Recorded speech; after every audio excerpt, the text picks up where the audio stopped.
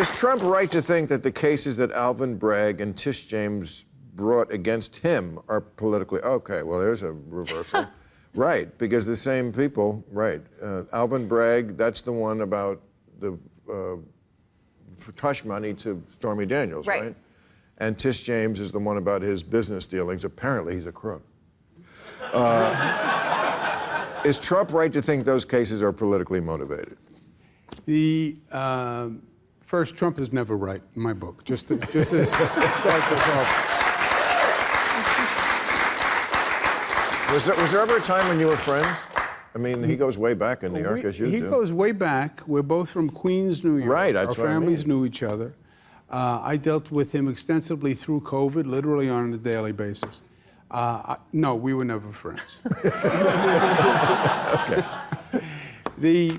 What is interesting about the question is there was actually a poll. Alvin Bragg, the Manhattan District Attorney, brought the first case against Trump. This is before Mar-a-Lago, before January 6th, which were, in my opinion, frankly, more serious cases. But they did a poll after Alvin Bragg brought the case. 76% of Americans said it was politically influenced. 76%. 76% of Americans don't agree on the color of the flag, right? On Real Time with Bill Maher, the conversation crackled with tension as Bill Maher opened by cutting straight to the heart of the matter. Trump's legal challenges and the staggering statistic that 76% of Americans view the cases against him as politically motivated. Leaning forward with his trademark smirk, Maher challenged former Governor Andrew Cuomo, pointing out the broader implications of public distrust in the justice system. Cuomo, calm but visibly charged, countered by emphasizing that while Trump has never been right in his book, the real danger lies in the erosion of faith in justice itself. He argued that leading with cases like the Stormy Daniels hush money or inflated asset charges was a strategic blunder, allowing Trump to portray himself as a victim and rally his base. Maher pushed further, questioning whether chasing these lesser charges made the justice system seem petty, especially when more serious allegations like nuclear secrets and the January 6th insurrection loomed larger. Cuomo agreed, calling it a battle for public perception, where each indictment became a badge of honor for Trump instead of a liability. The two converged on the troubling reality. The stakes go far beyond one man's guilt or innocence. The very integrity of the justice system hangs in the balance. But 76% said it was politically influenced. And I think that is telling, Bill, because if we don't trust government, we don't trust the media, et cetera, if this country believes that the justice system itself is then politically tainted, then we have real trouble, because then you're on the precipice of anarchy.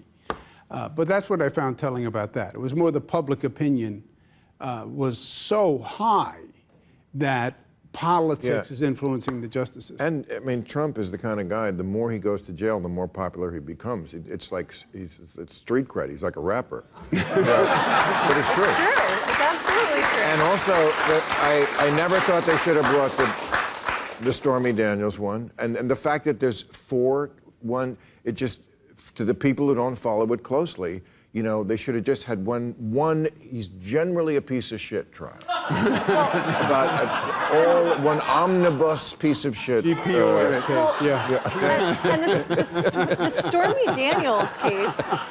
the Stormy Daniels case, it's like you're asking America to then think of this former porn star as a hero, and Michael Cohen, who's a known liar and fixer, as a hero. And it was really a books and records case that was upcharged to beat the statute of limitations. So, yeah, it made it really easy to roll your eyes on the other ones that were more serious. The fear is that hush money or inflating your assets, it does reduce the veracity of much more serious crimes, including nuclear secrets and trying to overturn the peaceful transfer of power. I think it was just a tactical error to go after the first two. Okay. The discussion highlights significant concerns about the justice system's perceived politicization, with many fearing that such a bias could undermine public trust and risk societal unrest. Critics argue that prioritizing less consequential cases, like the Stormy Daniels hush money scandal, over serious allegations involving national security threats and attempts to overturn democratic processes, diminishes the credibility of the judicial approach. This perceived mismanagement not only allows for accusations of political motivations, but also risks diverting attention from graver offenses, ultimately shaking confidence in the system's impartiality and fairness. The broader implication is that the justice system must balance transparency and accountability to maintain its legitimacy amidst escalating political divides. Hear, hear. Melissa, is there a way to make politics less about personal vendettas and more about governing? Yeah, again, that's why I said at the beginning, I see why you two are pissed. Because, Democrats at their best, I think, are wonks. And I mean that as a great compliment. It's the one thing that Republicans, you don't usually find Republican wonks. They're Reagan, give me it on one page. Bush, give me it on one page. They're one-pagers. And government is complicated. And I know you two put in the time. Government is complicated, and sometimes it requires sharp elbows, and sometimes it requires you to have to be tough in order to be effective. But the thing I find so funny about it is in the reaction to my book, some of it is people saying, oh, this is, she wants to go out and attack people that attacked them. And I'm like, okay, well, there was a point when you were comparing me to Hitler's enabler, but now we're like, whoa, whoa, whoa. Don't criticize anybody. Don't call this out. And really what I find interesting is nobody wants to talk about the facts of what happened. Because when you look at the facts of what happened, it's so damning. So it's easy to make it about personalities and about vendettas and about everything else. Well, I feel like those things carry the day. To answer that question I asked you at the beginning, why would a liberal state with a liberal paper go after a liberal governor? Because, I'm sorry, make it all about generations, but a lot of the younger generation who was raised on the phone, which makes you shady and passive-aggressive and mean and fake. I'm sorry, it just does. I don't think, you think they care about policy first and foremost? I don't. I think they take glee in this kind of shit. They like taking, especially that nest of vipers that's Albany. Yeah, no, they love it. It's sport. It's actual sport. It's sport. So it's like, he's on my same team. Who gives a shit whose team? You know what? I'm on my team, and it's Now again, I don't know what happened, and I don't know who's at fault, but I know there's two sides. Okay. The challenges of governing in today's partisan climate are laid bare as the discussion critiques how politics frequently devolves into personal vendettas, sidelining effective governance. The panel emphasizes the difficulty of navigating a political landscape where drama, personality conflicts, and sensationalism often overshadow substantive policy debates. Younger generations, shaped by social media's influence, are criticized for prioritizing performative outrage and divisive narratives over meaningful dialogue about governance. This shift, combined with the growing polarization of political discourse, creates significant hurdles for leaders attempting to address complex issues. The debate underscores the necessity of moving beyond tribal loyalties and focusing on pragmatic solutions, though achieving this amid the clamor of partisan divisions remains an enduring challenge. Scott, how can we prevent China from using AI to sow chaos and disrupt our elections? Well, we can't.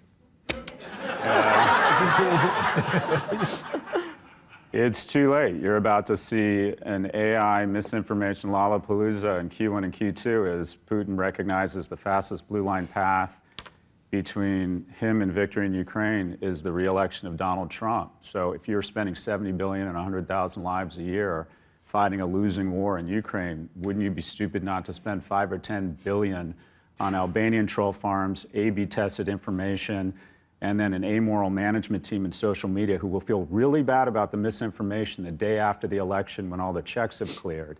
We are about to see the weaponization of media platforms that have no fidelity to the Commonwealth, and the GRU and AI deposition Biden and Harris. We're going to see the first real externality of AI in Q1 and Q2 of next year in terms of misinformation around the election. But Ozempic's still more important. The panel raises alarms about the looming threat of AI-driven misinformation in elections, emphasizing its potential to destabilize democratic processes. With advancements in generative AI, the spread of hyper-targeted, deceptive content could reach unprecedented levels, further eroding trust in electoral integrity. Concerns are heightened by the possibility of external actors such as Putin, leveraging AI to manipulate public opinion and influence outcomes, framing this tactic as a cost-effective extension of modern geopolitical strategy. Compounding the issue is the role of unregulated media platforms, whose lack of accountability and ethical oversight makes them fertile ground for disseminating false narratives. The discussion, highlights the urgent need for proactive measures to counteract the misuse of AI in shaping political discourse and safeguarding democratic institutions. Thank you for watching. If you see your style, intended I can very soon. If you enjoyed this discussion and want to stay updated on more engaging content, don't forget to like, share, and subscribe to the channel. Hit the notification bell so you never miss an update.